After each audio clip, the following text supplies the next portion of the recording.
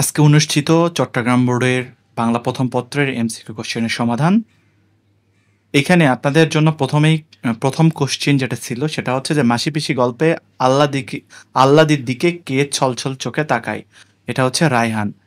তারপরে এখানে আপনাদের জন্য পরের যে কোশ্চেন ছিল সেটি হচ্ছে যে এখানে একটি উদ্দীপক দেওয়া আছে। দ্বিতীয় বিশ্বযুদ্ধে হিটলার জার্মান বাহিনী রাশিয়া আক্রমণ করে মস্কোর দ্বার প্রান্তে চলে আসে, কিন্তু প্রচণ্ড শীত আর বরফে বিপর্যস্ত হয়ে তারা পরাজয়ের মুখে পড়ে।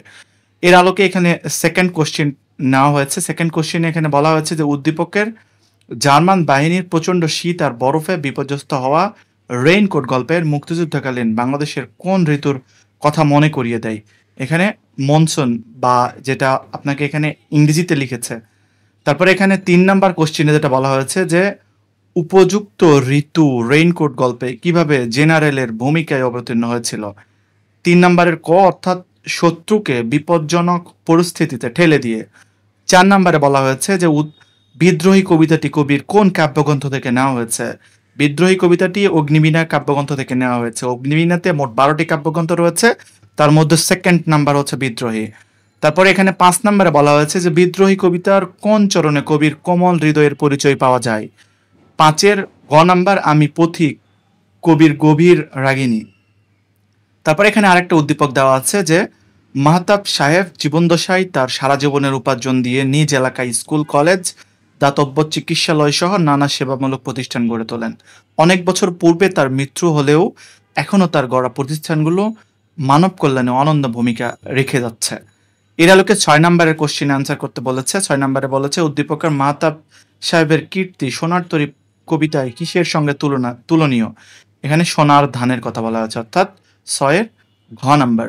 তারপর এখানে ৭ নাম্বারে বলা হয়েছে যে উদ্দীপকে সোনার তরী কবিতায় কোন ভাব ফুটে উঠেছে? এটি হচ্ছে ৭-এর ১, ২, ৩ তিনটি। তারপরে ৮ নাম্বারে বলা হচ্ছে প্রতিদান কবিতায় প্রতিদান বলতে কি বোঝানো হয়েছে? উপকারীর উপকার করা।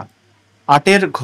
তারপরে ৯ নাম্বারে বলা হচ্ছে যে তাহার এই পরমনে কবিতায় কুয়েলি উত্তরী তলে কে চলে গিয়েছে? এখানে ৯-এর ঘ মাঘের সন্ন্যাসী।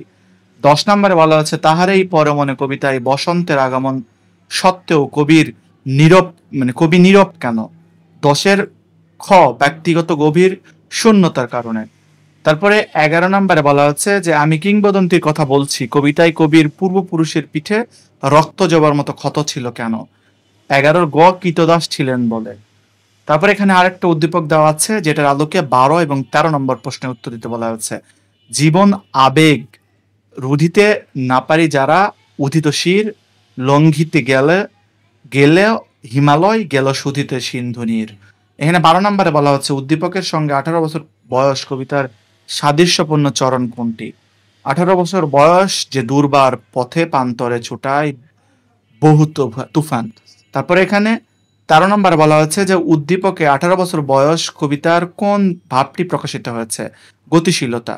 ১৪ নম্বরে বলা হচ্ছে ফেব্রুয়ারি ১৯৬৯ কবিতা ২১-এর কৃষ্ণচূড়া আমাদের কিসের প্রতীক? এটা হচ্ছে চেতনার প্রতীক। তারপরে ১৫ নম্বরে বলা হচ্ছে যে ফেব্রুয়ারি ১৯৬৯ কবিতায় কমল বন হচ্ছে তসনদ বলতে কি বোঝানো হয়েছে? ১৫-র ১ নম্বর মানবিকতা, সুন্দর ও কল্যাণের জগৎ ধ্বংস করা হচ্ছে। ১৬ নম্বরে বলা হচ্ছে উদ্দীপকের আলী হোসেন লাল সালু উপন্যাসের কোন চরিত্রের কথা মনে করিয়ে দেয়? মজিদ। তারপরে ১৭ নম্বরে বলা হচ্ছে উদ্দীপক ও লাল সালু উপন্যাসে আমাদের সমাজ ব্যবস্থার কোন দিকটি ফুটে উঠেছে? বহু বিবাহ। তারপরে ১৮ নম্বরে বলা হচ্ছে যে কলমা জানো মিয়া লাল সালু উপন্যাসে মজিদ কাকে উদ্দেশ্য করে প্রশ্নটি করেছিল? দুদু মিয়াকে। তারপরে এখানে ১৯ নম্বরে বলা হচ্ছে সিরাজউদ্দৌলা নাটকের প্রথম অঙ্কের প্রথম দৃশ্যের স্থান কোনটি? পোর্ট উইলিয়াম দুর্গ। ২০ নম্বরে বলা হচ্ছে নবাবের কোনো ক্ষমতা নেই সিরাজউদ্দৌলা নাটকে ক্লাইভের এই কথার অর্থ কি? এ দ্বারা বোঝানো হয়েছে যে নবাব শাসক ছিলেন দুর্বল এবং নবাবের নিকট জনেরা অবিশ্বস্ত, অর্থাৎ ২০-এর গ। ২১ নম্বরে বলা হচ্ছে সিরাজউদ্দৌলা নাটকের শেষ সংলাপটি কার? মোহাম্মদী বেগের। ২২ নম্বরে অপরিচিতা গল্পের কথকের নাম কি? অনুপম। তারপরে এখানে ২৩ নম্বরে বলা হচ্ছে যে আমার কন্যার গহনা আমি চুরি করিলে এ কথা যারা মনে করে তাদের হাতে আমি কন্যা দিতে পারি না। এটা হচ্ছে 23 নম্বরের গ আত্মমর্যাদাবোধ। 24 নম্বরে উদ্দীপকের সৌরভের সঙ্গে বিলাসীর গল্পের কোন চরিত্রের সাদৃশ্য আছে? এটি হচ্ছে যে মৃত্যুঞ্জয়। তারপরে 25 নম্বরে বলা হয়েছে, এখানে 25 নম্বরে পরবর্তীতে বলা হয়েছে যে উদ্দীপকের সৌরভকে গ্রাম ছেড়ে চলে যেতে বাধ্য করা হয়েছিল কেন? গ্রাম ছেড়ে চলে যেতে বাধ্য করা বিলাসী গল্পের সমাজ ব্যবস্থার কোন দিকটিকে প্রকাশ করে? এখানে আপনাদের কুসংস্কার হবে, অর্থাৎ 25 নম্বরের খ নাম্বার উত্তর হবে। 26-এর বলা হয়েছে যে মানব কল্যাণ প্রবন্ধ অনুসারে সত্যিকার মানব কল্যাণ কিসের ফসল? মহৎ চিন্তার ভাবনার। 27 নম্বরে বলা হয়েছে মানব কল্যাণ প্রবন্ধের মত অনুসারে ইসলামের নবী সাল্লাল্লাহু আলাইহি ওয়াসাল্লাম ভিক্ষুককে কুড়াল কিনে দিয়েছিলেন কেন? এটি 3টাই, অর্থাৎ 27-এর ঘ। 28 নম্বরে বলা হচ্ছে আমার পথ প্রবন্ধে কোন ভাবের সাদৃশ্য আছে? আত্মনির্ভরতার। 19 নম্বরে বলা হচ্ছে উদ্দীপকের সঙ্গে উপযুক্ত সাদৃশ্য আমার পথ প্রবন্ধের কোন বাক্য ফুটে উঠেছে? আমার কর্ণধার আমি। 30 নম্বরে বলা হয়েছে মাসি পিসি গল্পে মাসি ও পিসি কেন কাচারি বাড়ি যেতে রাজি হয়নি? আল্লাহদের নিরাপত্তার সংখ্যায়। এই হচ্ছে আপনাদের 30টা কোশ্চেন। অন্যান্য বোর্ডে আমরা অ্যান্সারগুলো রেডি করতেছি, কিছুক্ষণ পরে পেয়ে যাবেন। অন্যান্য সকল বোর্ডের অ্যান্সার পেতে আমাদের সাথে থাকবেন। সকলকে ধন্যবাদ।